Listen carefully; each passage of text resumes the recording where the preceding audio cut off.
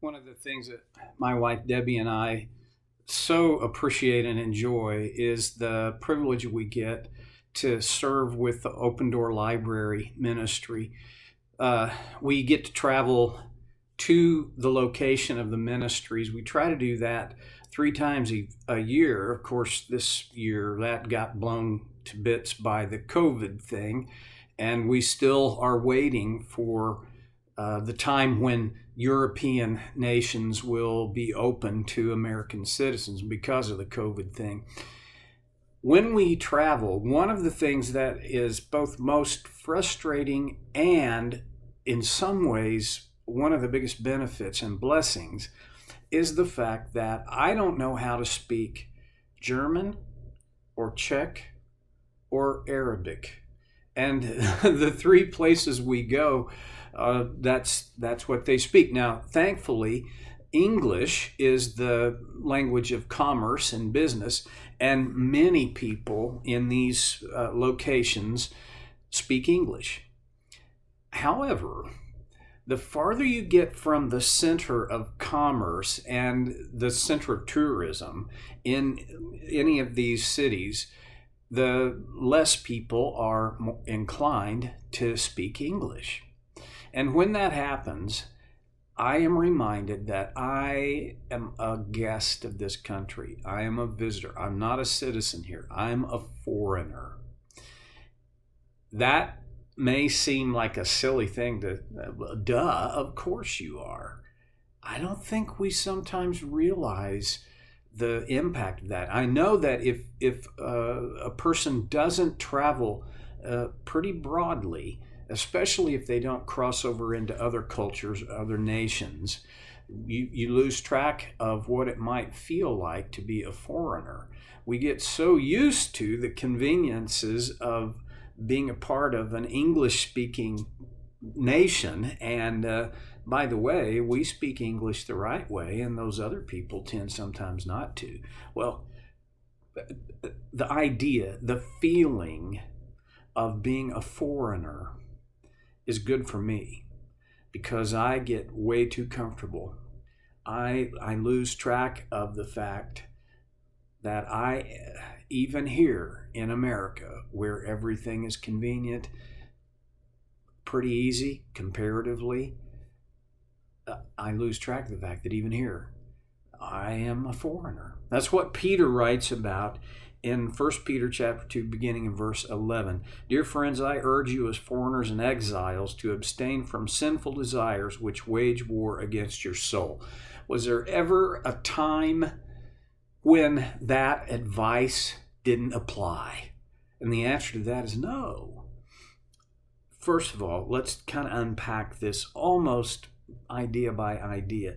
Dear friends, I think that's important because Peter is not writing this as some authority brandishing a sword, or your assistant principal waggling the paddle with holes drilled in it, right? And you got to be an old person to remember when that illustration applied. But this is not, he's not being this punitive authority. He's being a dear friend. So he's not saying this in a threatening kind of way. He's reminding them, one friend to another.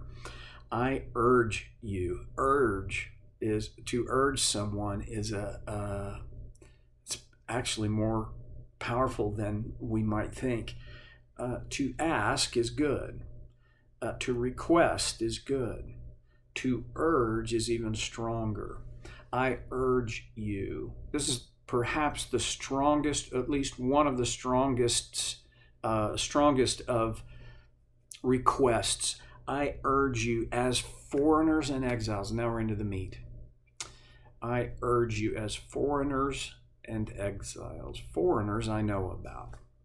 Been there, done that. And boy, let me tell you, when until we moved here back to Oklahoma, we flew in and out internationally from Chicago. And when we would fly back in, you come down out of the arrival area, down an escalator into the passport and passport control area. and there's this huge American flag draped on the wall. And honestly, with as many problems as we have in America, with as many things as I wish would change, when I am coming home, that flag, man, it looks good to me, and it feels good to know I'm home. Even though I was still 4.5 hours away from home, I was home because I was no longer in a foreign land. Except we are foreigners. This is not our homeland. This is not our home. It's so hard for me to keep this in the front of my mind. I think it's hard for most everybody that we're not home. One of the blessings and privileges of my ministry life was that I was close as a friend and helper to a man named J. Russell Morse. He was a retired missionary. He had spent 50 years of his life on the mission field in China, Tibet, Thailand, Burma. I've talked about him before. At his graveside, after his funeral,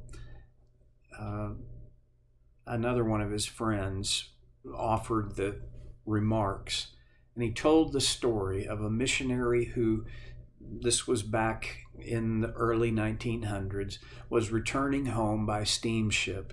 It happened that while he was on a steamship, there was a high dignitary from the U.S. also on that steamship.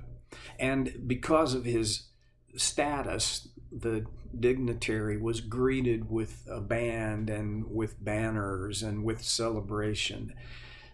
The missionary gathered his trunk, walked down the gangway to his lodging, and he slumped onto his bed and said, "There was no one to greet me when I came home." He was dejected, sad, and he heard the inaudible voice of God saying, "But my friend, you're not home yet." We've got to remember that. When we laid Brother Morris's body to rest, in many ways it was only symbolic because Brother Morris was not there. He hadn't been there from the moment he seized his last breath, and his heart stopped and his brain ceased function. He had been with the Lord. He was home. Now, when I apply that into my own life and I think deeply about my status here, if I'm a foreigner, and I'm probably going always to be a foreigner, it'd be in my best interest to enjoy everything that is available that's right, but to not get very attached to it.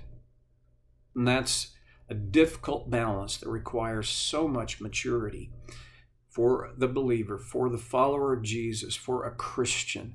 Never forget, you are a foreigner. Enjoy what's here, but don't get too attached to it.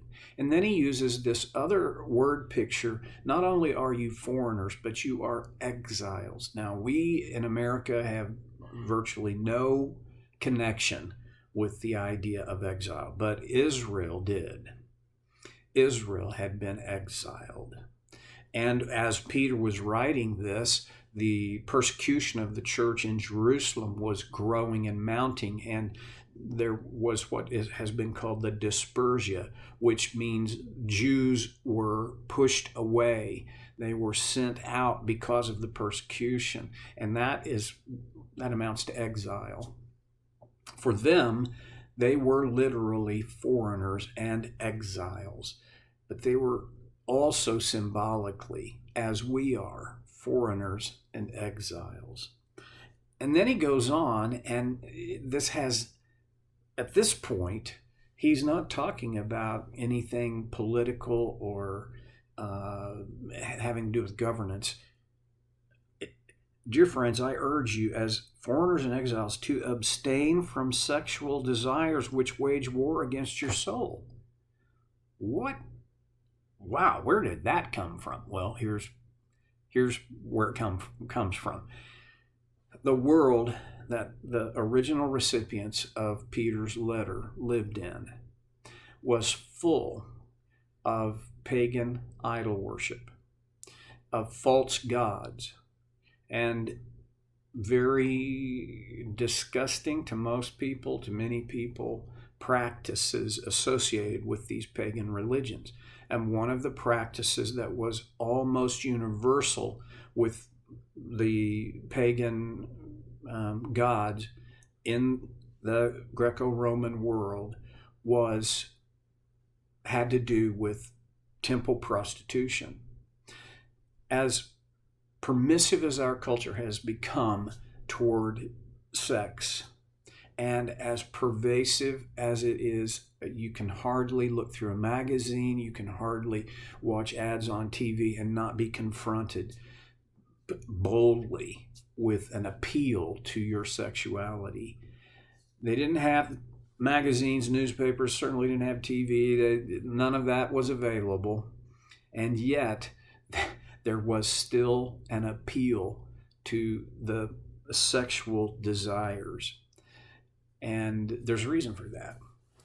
When I was younger, when I took time to think about it, it seemed like kind of a punishment that God had planted in us, especially from my perspective, in guys, this urge, this undeniable desire that has to constantly be squelched until it can be put in the right context. And there's only one context for fulfilling sexual desire, and that is a marriage.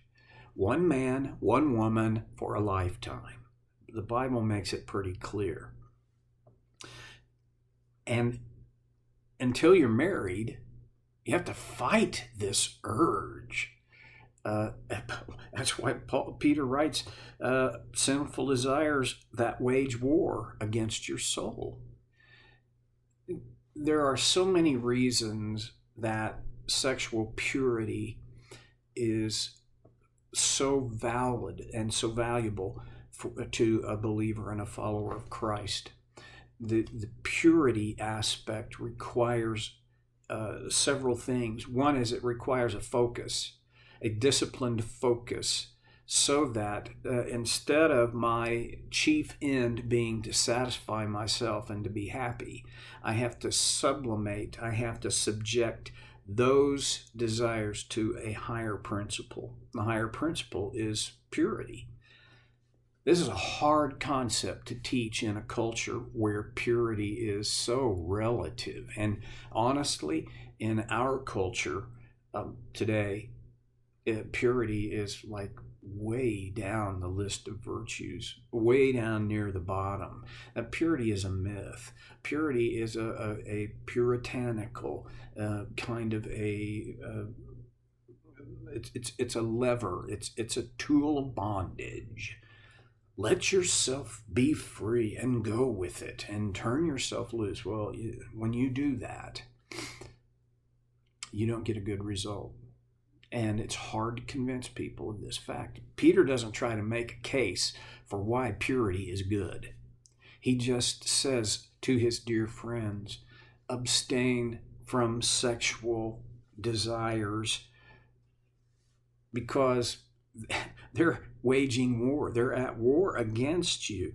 I urge you as foreigners and exiles to abstain from sinful desires which wage war against your soul. You can't keep from having desires because they are instinctive. But what you can choose is whether or not you will give in to the desire. And what Peter is saying is choose to not give in. Yes, it is a war.